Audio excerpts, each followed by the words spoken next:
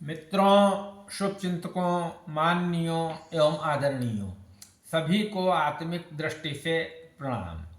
आज इस वक्त का जो मेरा भाव है वो मैं आपसे साझा करूंगा। किसी महापुरुष ने कहा है कि व्यक्ति अकेले जन्म लेता है, अकेले ही अपने सुखों दुखों को भोगता है और अकेले ही उसको स्वर्ग या नरक की प्राप्ति होती है। ये भाव को केंद्रित करते हुए मैं ज्ञान से ज़्यादा प्रमुखता भक्ति को देता हूँ, क्योंकि ज्ञान में अभिमान होने की संभावना बहुत अधिक है और भक्ति जो है बहुत सुंदर बात है।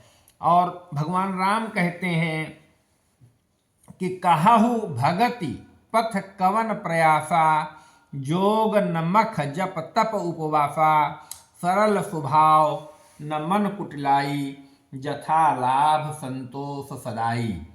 कहो तो भक्ति मार्ग में कौन सा परिश्रम है, इसमें न तो योग की आवश्यकता है न यज्ञ जप तप और उपवास की। यहाँ इतना ही आवश्यक है कि सरल स्वभाव हो, मन में कुटिलता न हो और जो कुछ मिले उसी में सदा संतोष रखे। देखिए, रामचरितमानस में 1 2 चौपाई 4 6 चौपाई भी पर्याप्त हैं अगर आप पूरा अध्ययन कर सकें।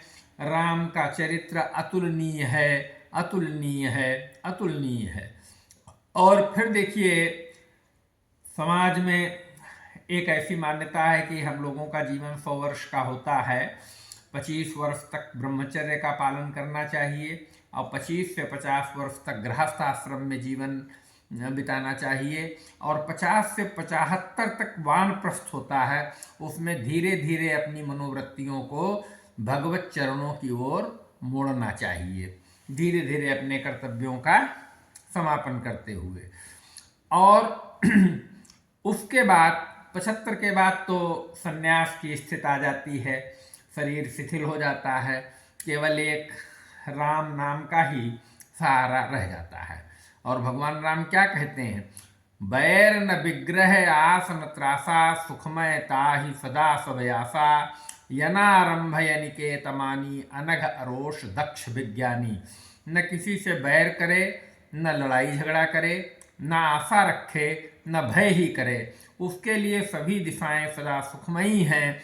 जो कोई भी आरंभ फल की इच्छा से कर्म नहीं करता, जिसका कोई अपना घर नहीं है। अब घर नहीं है का मतलब है जिसकी घर में ममता नहीं है, जो मानहीन पापहीन और क्रोधहीन है, जो भक्ति करने में निपुण है और विज्ञानवान है।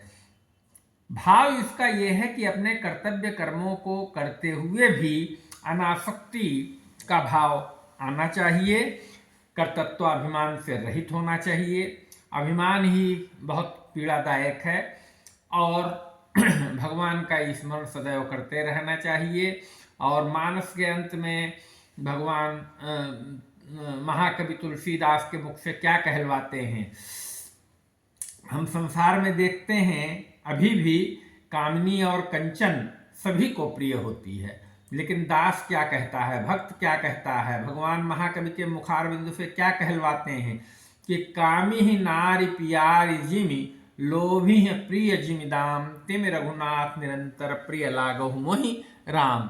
जिस प्रकार से कामी को स्त्री बहुत प्रिय लगती है और लोभी को धन बहुत प्रिय लगता है, हे प्रभु हे राम जी, मुझ जैसे दास को वही आसक्ति अपने चरणों में दीजिए, अपने चरणों में दीजिए।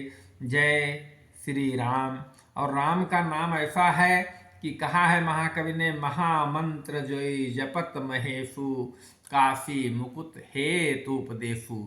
राम ही ब्रह्म है, राम ही सत्य है, राम एक तापसति अतारी, नाम कोटि खल कुमति सुधारी। जय श्री राम, जय श्री हरि, जय श्री महाविष्णु। राम रामेति रामेति रमे रामे मनोरमे, सहस्त्रनाम तत्तुल्यम राम नाम वरानने। जय श्री हरि।